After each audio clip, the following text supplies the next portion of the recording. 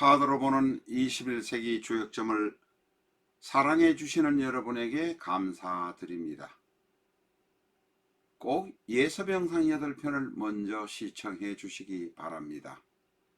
유튜브에서 21세기 주역점이라고 엔터하시면 예서병상 8편을 전부 무료로 시청하실 수 있습니다.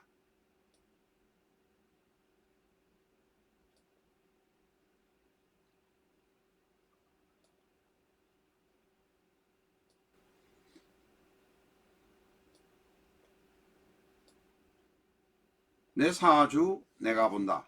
실전 적천수 A4형 크기로 484페이지고 전 페이지가 칼라판입니다.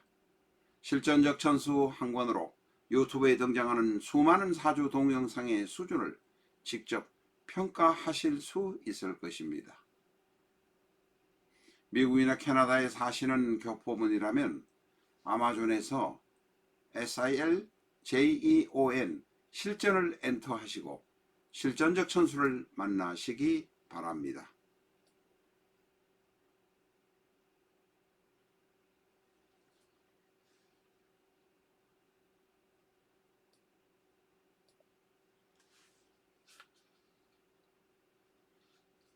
안녕하십니까, 라타로입니다. 오늘은 사주의 유전에 관해서 공부를 같이 해보도록 하겠습니다. 사주를 저희는 고객의 사주를 자료로 데이터화해서 파일로 만들어 놓습니다. 상담이 끝나고 나면 생년월일 이외에는 어떤 분인지를 잘 모를 정도로 이렇게 데이터를 관리를 해서 합니다. 그런데 이제 단골 손님의 경우 많은 사주를 보다 보면 이 데이터를 관리를 하고 분석을 해보면 사주는 분명히 유전되고 있다는 것을 확인할 수 있습니다. 오늘은 단골 손님인 분의 어머니와 그 아들의 사주를 가지고 공부를 하도록 하겠습니다. 어머니의 사주가 무술, 개해, 병호, 병신입니다. 아들은 개해, 무오, 병인, 정유입니다. 이 사주만 보더라도 뭔가 느끼시는 것이 없으신지 모르겠습니다. 이 자녀의 사주를 보면 아버지나 어머니의 한쪽의 사주와 닮은 경향들이 대단히 많습니다. 오늘 이 사주는 어머니와 아들의 사주가 닮은 점이 대단히 많기 때문에 하나하나 분석을 해보자고 하는 것입니다. 먼저 어머니의 사주부터 한번 보겠습니다. 아닙니다. 그 어머니의 사주와 어머니의 사주부터 먼저 보도록 하겠습니다. 무술, 개해, 병호, 병신.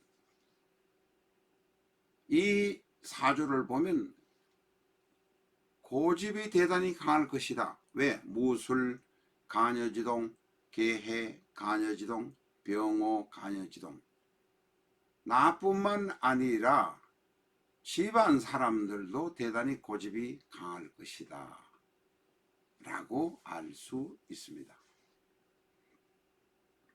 이렇게 고집이 서로 강한 간여지동이 연달아 있으면 인생살이가 고달픈 것은 틀림이 없다 라고 말할 수 있습니다. 자, 깊이 한번 분석을 한번 해보겠습니다. 일주는 병호일주로 일간 병화의 급제가 5화에 있습니다.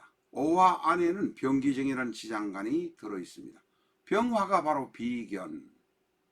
다시 말해서 일주 안에 양인의 모습이 나타납니다. 병이 오를 만나면 양인의 모습이지만 양인격이 되려면 일간 병화의 양인격이 되려면 오화가 월지에 있어야 되지만 월지에 있는 것이 아니라 일지에 오화가 있습니다. 이것을 바로 일주양인이라고 합니다. 이 오화 안에 병화가 들어 있습니다. 이것을 일주양인이라고 하는데 어쨌든 간에 대단히 고집이 셉니다. 두 번째로 우리가 이제 보는 것은 정관이 계해가 바로 있습니다만 정관이 월주에 계해가 있는데 강한 정관이 일간을 극하고 있습니다. 계해의 해는 편관이요 병호의 오는 급제라. 지지에 급제와 편관이 만나면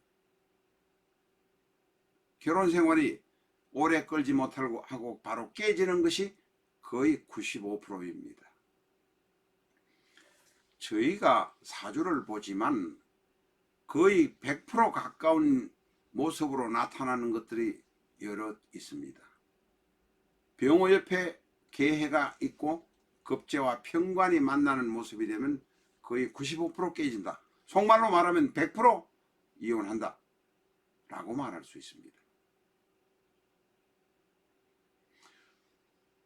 일간 병은 식인 무토 술토에게 생을 주고 싶습니다마는 편관으로 인해서 본인이 주고 싶은 생을, 본인이 쏟고 싶은 정을 다 못 쏟았던 모습이 있을 것입니다.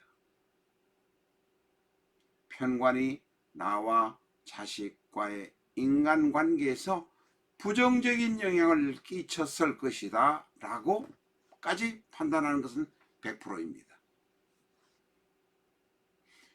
그렇다고 해서 일간 병화가 무너지는 것은 아닙니다. 일간 병화는 약간 신약한 모습이긴 하지만 왜 신약하다고 하느냐?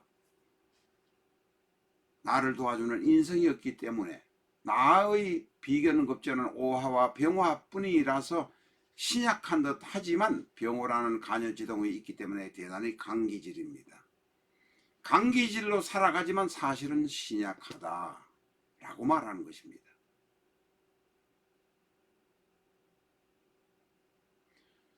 이 오해가 만나면 이 병오와 계해, 편관과 급제가 같이 만나면 거의 깨진다고 말씀드렸습니다. 그러는 가운데 일간 병오의 기토와 간목, 정화와 임수의 암합이 있습니다. 아마 다른 사람과 편관과는 깨어졌을 망정 다른 사람과 좋아했던 관계는 있었을 것으로 생각을 합니다. 자, 이번에는 아들의 사주를 한번 보도록 하겠습니다. 계해, 무호, 병인, 정유. 아들의 사주는 일간 병화에서 오화를 보니까 전형적인 양인격입니다. 월지에 지장간 안에 병화가 있는 경우에 바로 양인격에 해당합니다. 이 사주는 신강한 사주라고 판단해야 됩니다. 어머니는 강기질이지만 신약하다 라고 할 수 있고 이 아들의 사주는 신강한 사주입니다. 어머니보다는 그래도 통관이 조금 낫다, 괜찮다, 평온하게 살아갈 수 있다 라고 말할 수 있습니다. 왜냐하면 목인인에서 목생화 병으로 가고 화생토 가기 때문에 적어도 40대 50대까지는 평온하게 본인이 원하는 대로 잘 살아가는 있는 사주입니다. 이 사주는 강사주입니다. 어머니 사주는 약간 기질은 강하지만 약한 모습이 있지만 이 아들의 사주는 강기질의 사주입니다. 왜냐하면 인목이란 인성이 있고 오화정화란 비견이 나를 도와주기 때문에 신강사주다 라고 말할 수 있습니다. 이 아들의 경우는 병인의 인목이 바로 일지에 있습니다. 인목이 일지에 있는 것은 효신, 어머니의 영향을 받은 아들의 모습이다, 이런 이야기입니다.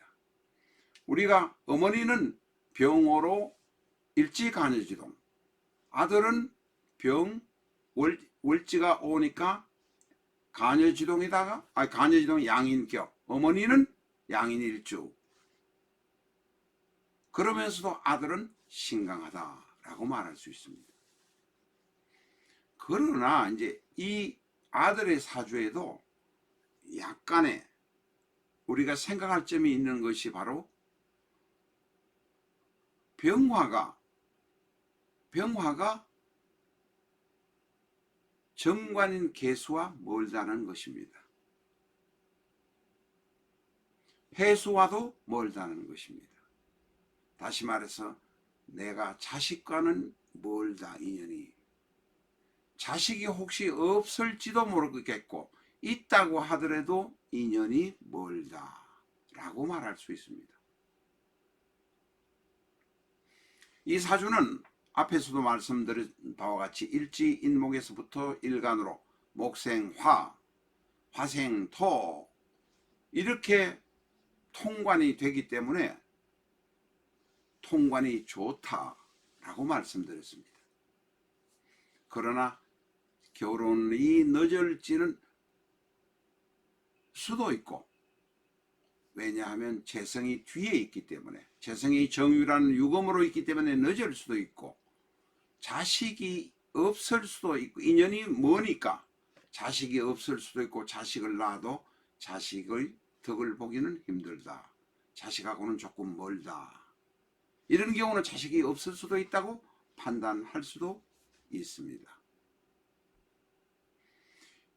이 인목의 이 아들의 사주에도 결혼은 늦지만 결혼 전에 인오가 지장간에서 암합을 하고 있는 갑기합이 있어서 애인은 있을 것이다 라고 판단할 수 있습니다. 재물에 관해서 따지어 보면 어머니보다는 자식이 그래도 재물이 조금은 낫다. 재물이 낫다기보다는 사회적으로 살아가면서 사회적으로 업적을 이루는 것, 출세를 하는 것, 직책이 조금 올라가는 것은 어머니보다는 아들이 낫다. 그래도 아들은 자식과의 인연이 없기 때문에 자식의 도움을 받지 못하는 약점이 있지만 그래도 어머니보다는 조금 더 평온한 생활을 할 수 있을 것이다 라고 판단할 수 있습니다.